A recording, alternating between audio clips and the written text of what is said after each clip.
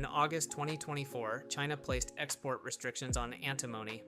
By December of that year, United States import volumes from China had fallen 97%. The spot price had risen roughly 200%.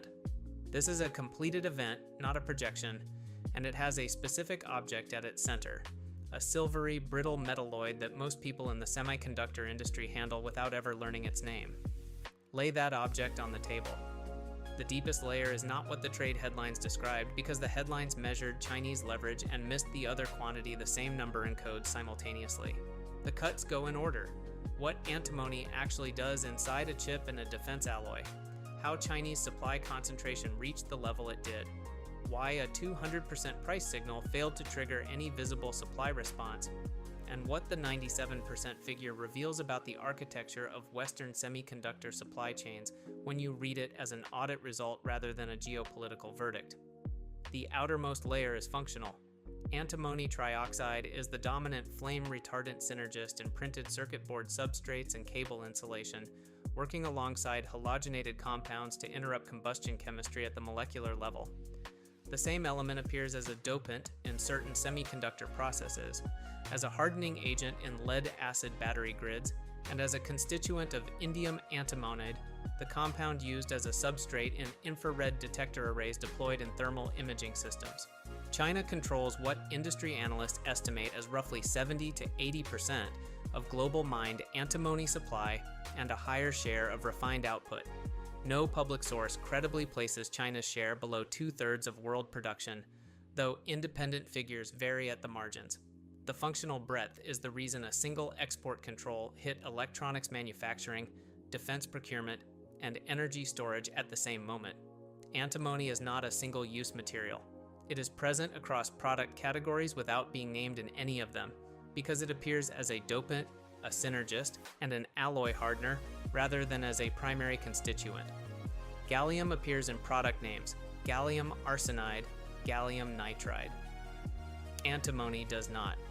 That functional invisibility is why no obvious substitution pathway was already in development when the restriction arrived.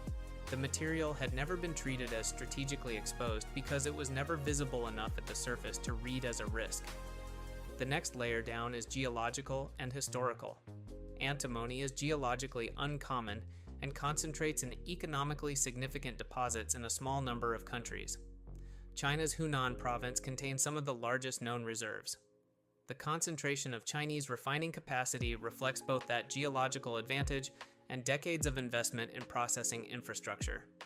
Other producing nations, including Tajikistan, Russia, and Bolivia, hold reserves but lack the refining throughput to substitute at scale on short notice. Building refining capacity is not a quarterly decision. It is a multi-year capital commitment that requires permitting, infrastructure, and a sufficiently stable price signal sustained long enough to justify the investment. The restriction arrived in a documented sequence. China had already restricted gallium and germanium exports in 2023, framing those actions as national security and export control reciprocity measures, though the specific operational rationale was not publicly detailed. Antimony followed in 2024. A supply chain with genuine alternative routing options does not collapse 97% when one supplier restricts exports. It absorbs the shock across the remaining suppliers. A supply chain where one source controls the bulk of refining capacity and alternatives require years of build-out has no short-term rerouting path. The speed of the collapse is a structural consequence, not a measure of the restriction's severity and isolation. The third layer is where the price signal sits and what it failed to do. Antimony prices rose roughly 200% within the 4-month window, according to commodity pricing services and trade press reporting. In a commodity with adequate alternative supply, a price move of that magnitude would immediately attract new production. No new primary antimony production came online in the United States or in Europe during that period. The teardown suggests none was sufficiently developed to respond. The United States does maintain a national defense stockpile, and antimony has appeared on critical materials lists, but the publicly available record does not indicate that stockpile releases offset the import decline in this period. A price signal that large, producing no visible supply response in 4 months means the barriers to alternative supply are not economic. They are physical and infrastructural. Consider a water main that has served a district for decades without interruption. The households on that main have, rationally, stopped maintaining their backup cisterns because the maintenance cost exceeded the benefit every year the main held. When the main is closed, the cisterns are found to be dry or silted. The 200% price move is the moment every household discovers simultaneously that their cistern is not functional. The price signal is real, the response capacity is not. For scale, the 97% import collapse applied to a year of United States antimony imports represents a volume that the United States Geological Survey has estimated in recent years at roughly tens of thousands of metric tons annually. That is the gap that opened in 4 months, and no domestic or third country source was positioned to fill it. The deepest cut is the one the trade headlines did not make. The 97% figure is not primarily a function of Chinese export policy design. It is a function of how Western procurement optimized cost over the preceding decade. When a refined material is available reliably and cheaply from a concentrated source, the rational procurement response is to reduce inventory, reduce supplier diversity, and reduce the premium paid for geographic redundancy. Each of those individual decisions is defensible on its own terms.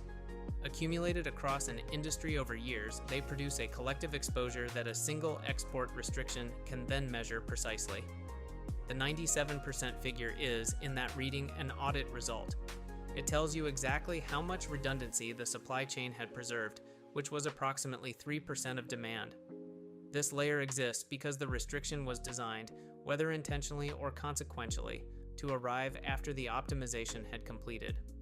The gallium and germanium restrictions of 2023 provided a documented signal that China was willing to use materials export controls as a reciprocal trade instrument. Antimony procurement policy does not appear to have materially changed between those restrictions in 2023 and the antimony restriction in 2024. The constraint is visible in the supply chain the way a previous fracture is visible in a cross-section. Not as a current break, but as a healed line that marks where the material was once stressed and where it will concentrate stress again. The dissection has limits the available data cannot resolve. The 97% figure and the 200% price rise come from commodity trade reporting and trade press sources. They have not, as of the time this script was written, been confirmed by a peer-reviewed industry audit or a government trade statistics release with full methodology. The figures are plausible and internally consistent with what is known about Chinese market share and antimony's geological distribution, but the precise month-by-month import data from which the 97% figure is derived has not been independently verified in full detail. It is also not possible, from public data, to determine how much of the remaining import volume came from non-Chinese sources already in buyers' supply chains versus emergency procurement from third-country intermediaries who may themselves have sourced from Chinese origin material routed through other jurisdictions. The stockpile question, specifically whether the National Defense Stockpile released antimony in this period and in what quantity, is not resolved in the publicly available record, and the absence of reported releases does not confirm that none occurred. The structural conclusion holds regardless of moderate adjustments to these figures, because a 90% collapse and a 150% price rise would produce the same analytical reading. The precision of the numbers should be held at the level of strong indicator, not laboratory measurement. What the data does show clearly is the directional fact. A single export restriction produced a near-complete supply disruption in a listed critical mineral at a speed faster than any documented prior episode in this materials conflict, and the market pricing response confirmed rather than resolved the supply gap. Opened layer by layer, the antimony restriction is not primarily a story about what China did in August 2024. It is a story about what Western supply chains had become by August 2024, optimized to a degree that left roughly 3% of demand accessible from non-Chinese sources on 4 months' notice. The restriction revealed the architecture of a dependency that had been building through rational, incremental procurement decisions, each of which was defensible in isolation and collectively indefensible under stress.